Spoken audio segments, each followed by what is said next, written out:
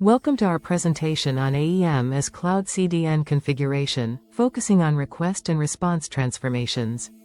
In this session, we will explore how Adobe Experience Manager can be configured to handle various transformations efficiently.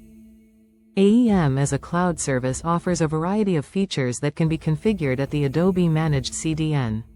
These features enable modifications to both incoming requests and outgoing responses, providing flexibility and control over your content delivery network.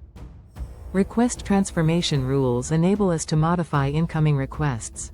These rules allow us to set query parameters, request headers, and request cookies based on various matching conditions, such as regular expressions. Let's look at an example of a rule that sets a custom variable for all requests. Here, we set a custom variable in the request, which can be used in the response. The rule specifies the path and the type of action to set the variable. This allows for dynamic adjustments based on the request properties. Response transformation rules allow us to modify CDN responses. These rules enable us to set response headers and response cookies based on various matching conditions, including regular expressions.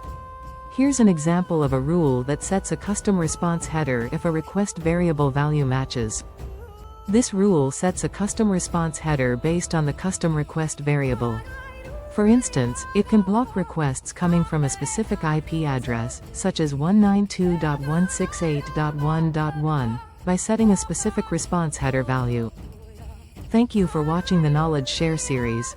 We hope you found this session on AEM as Cloud CDN configuration informative and useful. Stay tuned for more insights and updates.